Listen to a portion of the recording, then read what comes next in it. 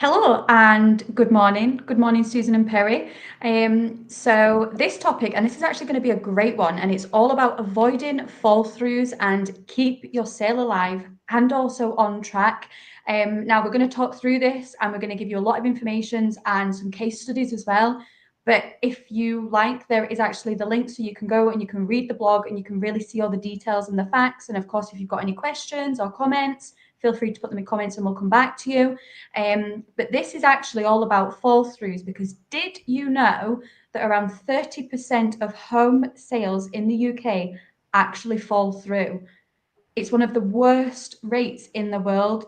And of course, with that comes heartaches and headaches and some situations that really are not great, we will say. And we are going to get into details about it because actually, um, when you think about you put your house on the market, you've got yourself ready, you've done the viewings, you've had your house prepped, you've found your buyer and you're then waiting and you maybe dates have even been, floated about and put around there. And then for it to all to just crumble down and collapse, it can be a real blow. Now, obviously, with ourselves, we see it all the time. It is one of those things we see it all the time, but it's absolutely devastating. And I think as well for ourselves, as us as an agency, like we get really invested in people's property journey, and we like to know why they're moving and what they're doing, and so then know that that's obviously maybe not happening now. Like it is upsetting. Can also leave you out of pocket as well, and means you're a bit unsure of the future. And this is why it is absolutely key to having a great estate agent on your side, because it really can make all the difference. So we are going to go through this process and give you an idea of why your sales fall through, supplying material information, vetting offers properly, making those chains work, and then keeping your buyer keen. And I know obviously between myself and Susan and Perry, we have got some kind of case studies to give you an insight. But it is all about those kind of strong foundations, minimize risks, maximize your chances of a smooth and successful sale. So, with all that in mind, then we've kind of got this guide to hopefully avoid sales falling through. But why would you say, Perry, sales do fall through? I think it's something that people kind of instantly think that it occurs often. It actually can be quite rare. I know we've given the national statistic there, but it can be quite rare. And it's really important that you gather the right information beforehand. And we'll talk about some of that as we go through this. But sometimes sales often take months to complete as well. And I think that's the thing. So, if you're in the conveyancing process, once you've had your offer, and that's the whole exciting bit, isn't it? Your offer's been accepted, you're all excited, you think you've got your home. And then it kind of goes really quiet. So you've had this whole surge of activity from looking at the brochure, watching the videos, getting excited, going to see the house. And then it feels almost like radio silence, doesn't it? And also because it can take that length of time. I mean, at the moment, average conveyancing can take anything between 8 and 10 weeks. So if you've had all this excitement for, say, 2 or 3 weeks beforehand, before you know it, you're in almost like a 4-month, 5-month window before you actually get the keys to that. And that can feel like eternity for some people. And because actually that timeline is there, and when you think about it, either party really can withdraw without penalty if they've not signed missives. So you'd think the system was kind of designed to fail and to collapse, but it isn't really. Most buyers don't simply walk away from their dream home on a whim. They absolutely don't do that because they've taken such an effort to find that correct property. They want to go with it, and they've got a reason why they've picked that. Something's changing within their lifestyle and their family that makes them want that house. So it's really important for them. There's usually more to it why something does collapse. There's many reasons why that sale might fall through. And here's some ways to look at those reasons and maybe workarounds for some people. So the first thing I think is really important is a negative survey. So from that, we mean the home report. And that's really vital. And it's vital that your solicitor gets that home report as soon as possible, because that's the key element that shares every single detail about the house. So you can preempt it. Some things that are basically missing. It could be the addressing's not there of the repairs that maybe needed done. They've maybe said they would complete it as the seller, and then the seller hasn't done that. So that's really important to do that. present your home in tip-top condition is a big thing. So if you can do any works before your home report is done, it's really important to try and do that if you can. We're not talking massive costs here, but actually doing those small things and ensuring that your survey is swiftly signed off and there's no real issues in there. When you've seen home reports, they're kind of graded in 1s, 2s and 3s. Your 2s are kind of maybe recommendations, your 3s definitely need doing, and your 1s are basically saying, this is fantastic and there's nothing for you to worry about that. But if there's simple things in there, and I'm talking about things like maybe your drain pipes are full, you know, that will come up on a home report. So you've maybe let weeds grow in there, the birds have dropped the seeds and something's grown, that's a real big thing. So making sure that those types of little tasks that really are more time than money, but actually can cost you money at the end, are probably the key things I would say that you want to be doing. Legal issues is a big thing as well. So search results and any surprises that might come up there. So, you know, it could be that your property, you've made some changes and you haven't sought approval for that property change. That's a vital thing as well, because that can play a big part in it. It may not affect you, but actually the buyer, when they're getting their mortgage, that could be an issue for their lender. And a lot of the offers that come in say that the home report needs to be approved and the lender has to be satisfied with that one and has the right to choose another home report if they wish. So for me, that's a real big factor as well. Sometimes, Perrie, do you not think, and I have this with clients, they're actually surprised when we say we have cases where people have gone and done full-blown extensions and have done all of this work, but they've never got planning permission. Yeah. Like, we actually hear it more than what people would think, and they'd be like, what? You went and did all of that without any permission? But it does happen. We've had many, and then it does. And then they've got that battle of trying to get like I mean, there is ways around it. You can get a comfort, but it's a headache that could have been avoided. It's a headache, and there can be simple things as well that actually a seller would do. We had a case recently, Susan, didn't we, with a property that sold, and it was very close to completing, and all the client had done was remove a stud wall. It wasn't a supporting wall, but they'd removed the stud wall to make the kitchen larger. But actually, and they hadn't got consent to do it because they thought, well, it's just a stud wall, it doesn't really matter. It was jutting out into the kitchen as a half separation. We've removed it, it's made the kitchen bigger, and we've put a new kitchen in. That became a problem actually at sale point, because the lender for the buyer was saying, well, hang on, we want evidence that that's been sanctioned. We're not comfortable with this. So there are some ways where you can work around that. So working with the client, we managed to get, you can get what we call indemnity insurance. So you can take out an indemnity insurance, which really protects you, but also really in the main protects the buyer.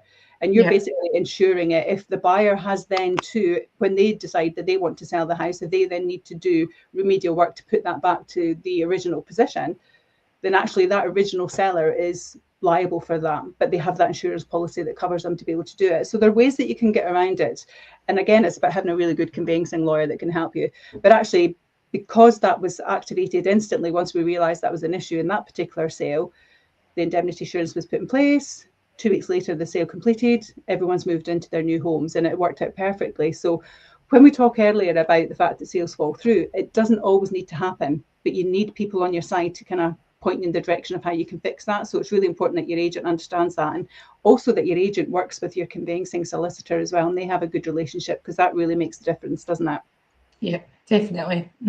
Massive difference. So most of those can be resolved, as I say, with time and with patience. So the key thing as well is to keep calm. And we often see, you know, something will come up and then the client's just on the phone in a panic because they've maybe waited 5 months, haven't they? And they're like 2 weeks away from it going, and they think they're going to lose their dream home that they've already purchased as well. So keeping calm is the big thing. Talk it through with your agent and also your solicitor.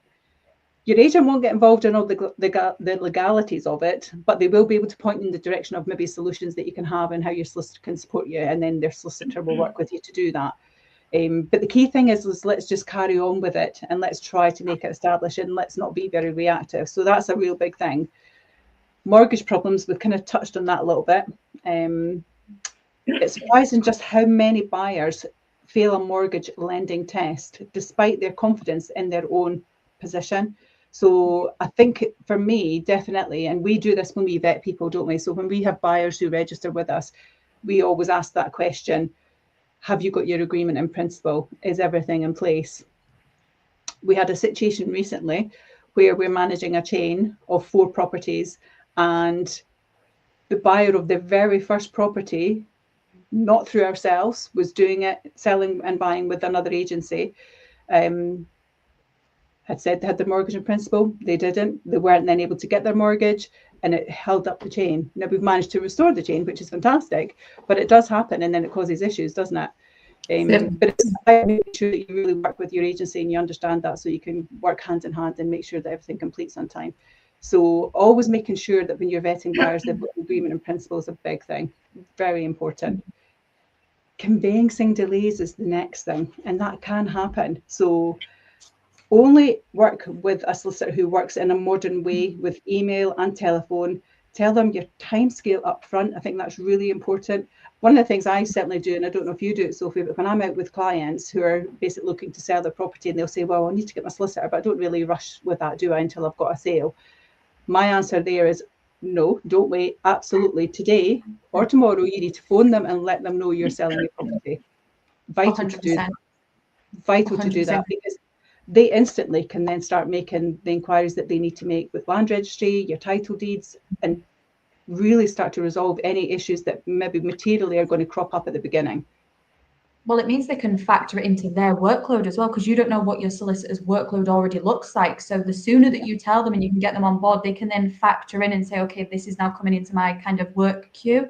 Or 100% need to factor them in from the get-go. Yeah, definitely. And we've had that a few times with clients who've maybe said that they're just going to wait, and we're like, absolutely not, you need to act on this just now. And it's really important as well, if you again have that mentality where we've had those issues where we say about the removal of a stud wall, etc. If your solicitor's asking you questions as the seller, it's really vital that you go back promptly and answer those questions as full as you can. So the solicitor may well be asking for, say you've done that extension and you've got your certification, but you maybe couldn't find it when the home report was done, but your solicitor sees your home report and says, well, hang on, you haven't proven that you've done this and you've had it certified. We need that as soon as possible. If you don't get those things done quickly, then it really can delay things. So for me, if you're asked as the seller or the buyer, absolutely go back and answer those questions promptly, because it makes a massive difference to how you'll actually complete your house and move on. Mm-hmm. Chain breakdown. Sometimes it's pure bad luck. Sometimes it really is, and it just happens, and there's not a thing you can do about it. But it can also be down to the fact that it's been hastily arranged sale. That one I was speaking about earlier on, where right at the very beginning, nothing to do with our agency, it was a different agency, did not vet the buyer, and that caused an issue with 5 other people who were potentially going to be losing their dream homes. Thankfully, we worked it all out for them and we got the solution. But rushing ahead and just thinking, wait, it's exciting, we've sold the house and let's move on to the next one, because some agencies chase boards, as we know, so they want to get multiple boards, so they're not really focused on every individual customer, they're just moving on to the next thing. So absolutely, less haste is a big thing. Proper vetting, we've spoken about, that's a real big thing. But also ensure your agent checks every link before accepting that offer. So one of the things that we absolutely do, and it happens quite frequently, whereas buyers, when they register with us, they'll say they're cash buyers. And then you'll get the written offer in, and the written offer won't say, it'll say subject to sale. And we will be like, well, hang on. We wouldn't even take that to our client at that point, would we, Susan? We would be literally going to the solicitor again and saying, hang on 1 second. The verbal offer that was accepted from your client was accepted on the basis they were a cash buyer. You're now telling us it's subject to sale. Please clarify this for us. So again, it's about vetting every part that you go through and every step in that chain to make sure that we're following that correctly. Because actually, if it turns out they're not a cash buyer, then your seller might make a different choice. Of course, no, definitely. We see it most times when offers come in, the girls have taken an offer, they've read it through to me and I've said, wait a minute, I thought this was a cash buyer. We then look at, obviously, the system, make sure we're right. Yeah, they've said they're a cash buyer. You go back to them and then they've decided to change their mind, or they've maybe not told the truth to get into a viewing as well. That sometimes happens. So it's really important, if you're working for the seller, you need to make sure that you've got all your T's crossed and your I's dotted, so that you know that you've got the right information for them so they can decision make. Because there might be other parties that have put an offer in as well, and they're accepting this offer thinking it's the one that they liked most, it worked for them. So yeah, you're absolutely right. Absolutely. And I think in our experience as well, the strongest factors that hold a sale together are the initial setup and the way that everyone is kept informed at the beginning. And for me, those things that we're talking about there, they're non-negotiables at the beginning. You know, we've absolutely got to vet that buyer. And I do it. If someone phones me and puts an offer forward and they say they're a cash buyer, and I say to them, you know, just from my understanding, what does being a cash buyer mean for you? Because what you also get is, you know, as a cash buyer, money's in the bank, or as a cash buyer, well, when my house sells, I'll be a cash buyer. That's two very different scenarios, isn't it? So again, it's just about asking those simple questions, and then it's easy to get excited and run away with the wave of the excitement of getting that offer, because our job is to kind of manage people's lives as they happen, and we want them to move to their next homes, and we want to get them sold so that they can fulfill what their dreams are.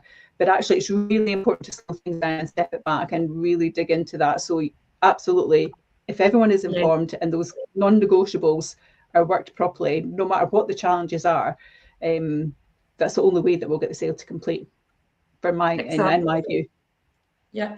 So following on from that then, Perrie, so supplying material information. So just like what you were speaking about, the home report there. So a bit of guidance, if I can give any, is it's the questionnaire part of the home report. So on the questionnaire, the clients that are selling get asked several questions, and there's key information here that people need to understand and they need to know to make that purchase a lot easier for them to make the decision if they want to buy it. And then, of course, later on the line, we don't want to have any wee hiccup if it comes to the fact that, say, for example, we've not told them on the report that there's a septic tank, and it's how long, when was it last emptied, and they come, do the offer, come back again to do a second view, and if they do that and they see the septic tank and go, oh, didn't realise we had that there. So you need to be honest up front at the very, very start.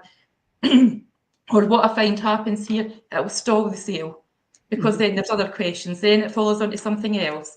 So most sellers we meet are unaware of the new trading standards regulations covering what needs to be declared when a home goes on the market. So talking about the home report there, it's things like key information to do with what's your council tax band? Why do we ask that, and why do we need that? Then if you think about it, your budget and your money, so you've got finances to take into account. You're thinking, if I'm a council tax band C, what does that mean to me? I'm going to go to an E. What does that mean for our income and expenditure sort of thing? So you need to provide that evidence. Another one that I found was a great one, a house that was sold in a farm in the countryside. We had an offer on the property, but it was subject to BT actually providing evidence of the strength of the internet. Could you believe that? Would you have thought that even happened? It actually does. So even supplying the name of who your provider is, it's really, really important, because that sale could have fallen through. So what I had to do for my seller, then for the buyer, is go and get information from BT and provide evidence what strength it was, because that person worked from home and it was in a countryside house, and they wanted to know that if they're moving into that particular property, am I going to be able to work from home? That's my income. That's how I obviously finance myself and how I'm going to finance the house. So that was a big thing. So on the report, I do find that people are very good at it. I think we can say that if the property doesn't belong to that person and they've not lived in it, I don't think it's compulsory for them to actually complete it in full, but do their best to find out probably in the area, does it have BT, does it have it's Virgin now, I was going to say Telewest here, does it have Sky in the area? All these things so that people can make a decision, because rightly or wrongly, when the home report is read initially, when someone's so excited about purchasing that house, do they look at the questionnaire properly? It comes up at the conveyancing time, doesn't it? And then it's when it's actually getting further on down the line. So at the very, very start, they skim it, they look for what the twos and the ones are, and then they challenges sometimes on it. And then after that, they forget about it. So it is very, very important that we have that annotated on the questionnaire. So supplying all that information, like I said, it will reduce the risk of a buyer doing a U-turn after the sale is agreed. And obviously, it makes things a bit easier for us as well, so that it's no holding up. If there's a chain or anything like that, it's not going to hold a chain up. And actually, it's simple things as well. Even just like, you've spoken about the internet and you've talked about septic tanks, but it's even things like, who's your gas supplier, who's your energy supplier, who's your water supplier, what's a mobile signal like as well? That's a big thing for people as well. Also, it's not so much here, more so in England, you know, if there's a lease, how much time's left on the lease, because actually you only own the building, you don't own the ground that it's on. So it's all these things that have to come into play. It doesn't technically affect us, but they're critical bits of information that your mortgage lender is going to want to understand. Yes, definitely. So then, on that basis, vetting the offers properly obviously comes into play as well, doesn't it? absolutely, yes. And we have slightly touched on this. Now, if anybody's just joining and wondering what we're speaking about, so this is about avoiding fall throughs. And if you are just joining, great. Any comments, put them in. But also what you can do is there's the link here so you can read the blog and you can read over all the facts and the figures and you can have a good insight into it. So make sure you do go and click that and give it a good read. But vetting offers properly. We have already touched on this, but this is absolutely crucial. As you've said, you know, you get the offer, you've got your buyer, you're all excited, you're just in that bubble and you're in that buzz because you're thinking about, okay, what does this mean now? But every buyer and bid, whether you have one or many, needs to be thoroughly checked for credibility. And obviously this is a big thing, and nothing goes through obviously our office without it being, you know, approved by Susan. She does that element because it's absolutely crucial to pay attention to timescales. Does it work for both sides of the party? So you don't end up weeks or months into a sale to discover that your buyer can't actually work to that date, or they're wanting it sooner, or they're wanting it longer. Because something we also do as well in your agent, you know, if you're choosing an agent that is actively working for you, there can be managed entry dates or longer entry dates. But actually, what does that look like? And is the communication kept open so that we can work with that? We've had, you know, cases where we've had like a year-long entry date, for example, and it's the job of, you know, the team to manage this side of it, and also the communication with the solicitors from all sides, especially if it's perhaps a down south sale or a down south solicitor. And then so communication becomes a big part. It is about vetting the offer, but also how you continue through the conveyancing stage. The great thing with that, though, in that example you speak about a year and ahead, there's ways you can get around that as well. Because, and it's interesting because I actually was at a client today and I had the exact same conversation with them this morning, in the fact that they said, well, actually, we don't really want to move till April. Should I market just now? My response to that was yes. And I talked about how that process would work. We had that situation in St Monans, didn't we, when the bungalows were being built, Sophie, and the client, before anyone else decided to put their house on the market, put their house on the market. And that conveyancing chain initially was going to be 12 months long.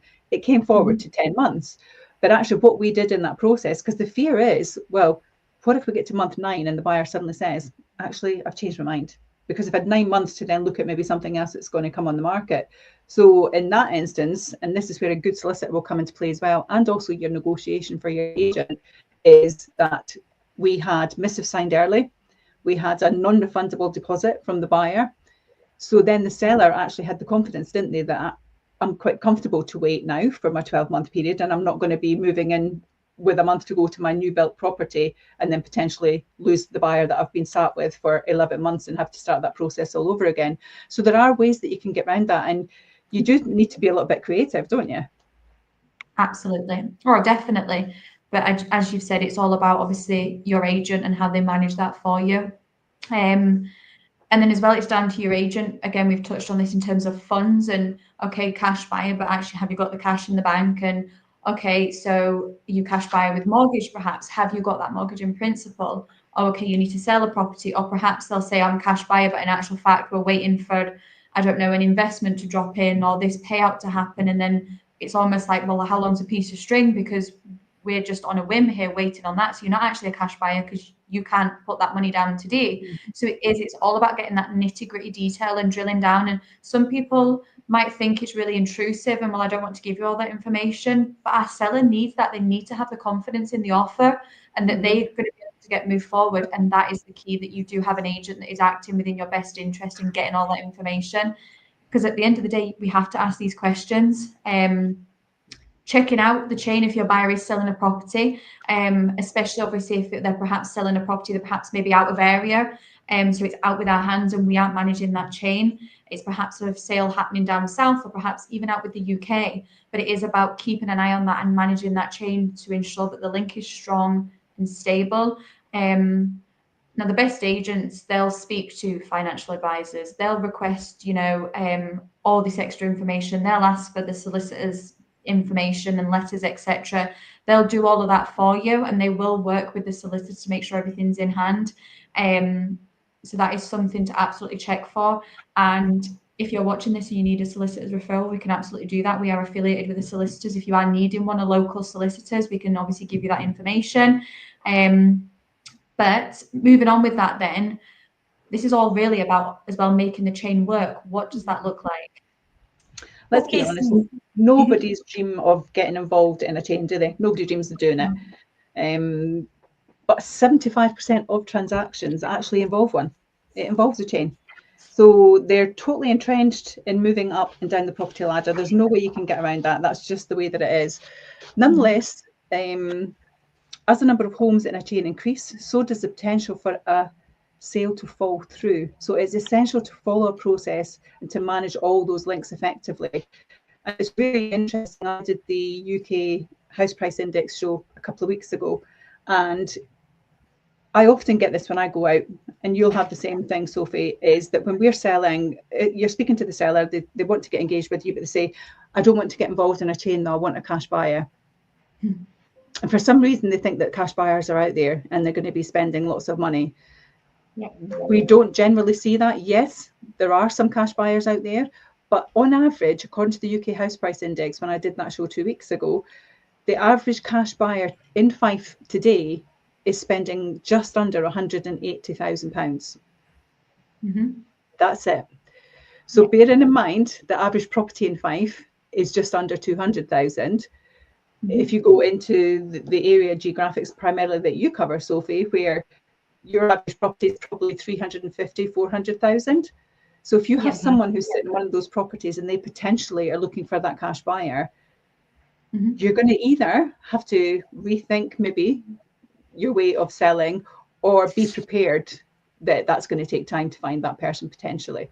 So there's definitely some guidance that you need from your agent in that, and it's really great to be upfront and honest and have those conversations. So getting a clear picture of everyone in the chain's a big factor, from the first time buyers at the bottom to the downsizers at the top, because that's generally how it works. That often means talking to every estate agent that's involved in it as well. So it's not just the work that you do, it's about speaking to others too, and how you amalgamate that information, share together. That's really important. Talk with your agent regularly as well to check that they're keeping in touch with all the parties that are in the chain. I think that's really important. The chain of 4 that we have at the moment is a chain of 5, taking into account someone else. And there's regular discussion happening there. There's regular interaction happening there. And there's management of expectations happening within that. And not only are you working with those 5 individual buyers and sellers, you're also working with 5 separate solicitors as well. So there is a hell of a lot involved in this process. And it really doesn't mean that you have to keep on top of it. But you as the seller or the buyer, keep on top of your agent if you're not feeling that they're keeping you appraised. That's a really important one. Transparency on your progress and any hurdles that you're facing and how you overcome those, and the expectations that you're there, and how the agents manage and work with that really starts to build your trust with that person as well. And that's vital. And Susan, we've had that situation with that chain at the moment, and it has involved a great deal of effort and work on your part. But actually, we've got 5 separate dreams there that we're trying to manage, isn't it? It actually comes back to what you were talking about at the very, very start there, when we were speaking about doing work in your property. So initially, one person does one bit of work but doesn't get any paperwork for it. So that was part of it initially, but we overcame that very quickly. And then we did touch on the mortgage situation for the bottom person not having their agreement in principle in place. So that wasn't checked by another estate agent or another solicitor. So that then caused a bit of chaos for us, because we've got 4 others up in the chain. And when you think about it, it's the person at the very, very top that's been waiting the longest. So it's keeping everybody, it's having to have the communication kept open, transparency, so being very, very true to yourself and true to them for how we're postponing things slightly, but keeping them in the picture, because you need to let them know exactly what's happening, and you want this to work, and you're telling them you're making it work. And it's really difficult when you're thinking, right, you can't control that bottom one, but I can control everybody else. But I think we've done quite a good job to keep it where it is, and everything looks really like it's working well now. But at one point, like you said earlier, it's don't panic, stay calm. Let us do that part for you. I think that's the thing.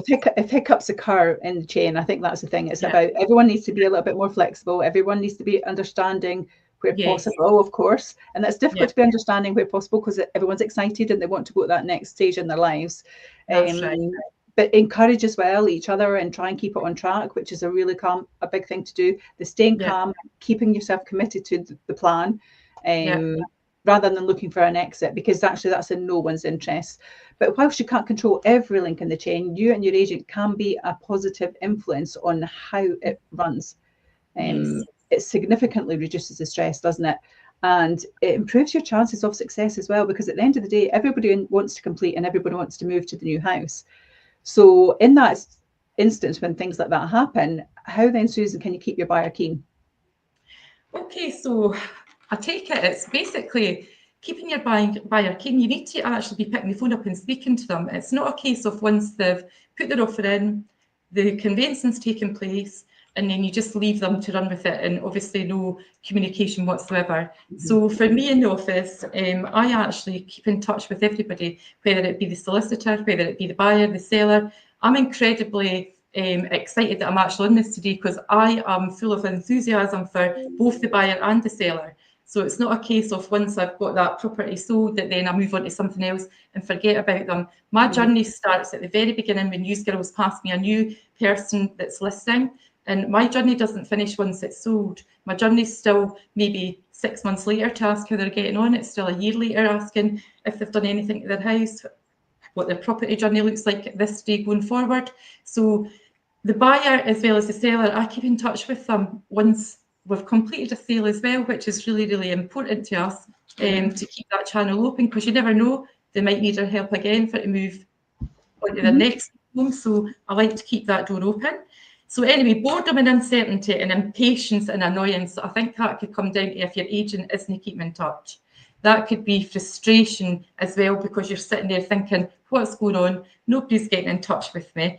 And that's probably a way that a sale could actually fall through. And it's really frustrating for me, frustrating for the seller. It's frustrating for everybody, actually. So we do really try to avoid that.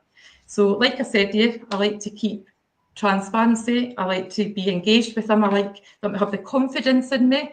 And it probably makes them less likely then to decide or look elsewhere or walk away from that sale, if you like. So yet again, like I said to you, it's great. They instruct a solicitor as soon as they put their house on the market.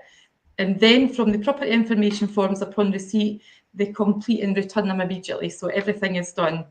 If your buyer solicitor raises any additional queries or any additional questions, it's important that we get the answers to them quite quickly, because they're not only just dealing with paperwork from our office, they'll be dealing with every other estate agents as well. So you don't want to then hold the chain up or hold the sale up, whatever it may be, by not responding quite quickly to that.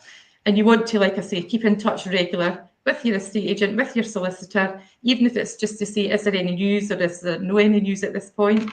Your agent should mirror this for the buyer and update you with all the discussions as well. I'll give you a good example of that then. So last year I had a property that was sold very early. So it was way back in the September. And my client that I was working on behalf decided that they needed one level living and wanted out of their house that had stairs in it, just for issues of health. Found a dream home, lost it quite quickly and decided, I don't know what to do here. I'm kind of in limbo now. You've got an offer on my property that I don't want to sell, I've got nowhere to go. So it was really how you manage that. And this person that was moving in, this buyer in particular, I worked really well with them and I was very transparent with them about the situation of why my seller was moving. I was given permission I could express why they were moving. So keeping him up to date, or keeping them up to date, basically, made the sale work to the end. I could have lost that sale because that buyer might have said, I want to move now, I've put the offer in, what's the hold up? So by being transparent, keeping the communication lines very much open, being in touch as much as I can and helping both the seller and the buyer, the sale progressed. And that's what's really important. It's just really, for me, it's been open, transparent, concise, very clear, and making all parties understand where we are. And I think that's what makes it work. And I'm really enthusiastic and I get really excited with sales that are there. And if I see any signs of anything that looks like it's not going to happen, I would be the first to jump on it. And that's what you want for an estate agent. You want somebody to be passionate, because I'll tell you, it's their biggest asset, isn't it? And they're trusting me with their biggest asset. And that in itself, it gives me great pleasure, because I love to see all the different properties and I love to see them getting over the line. And like you said, Perrie, it's managing life as it happens. So that's what I like about it.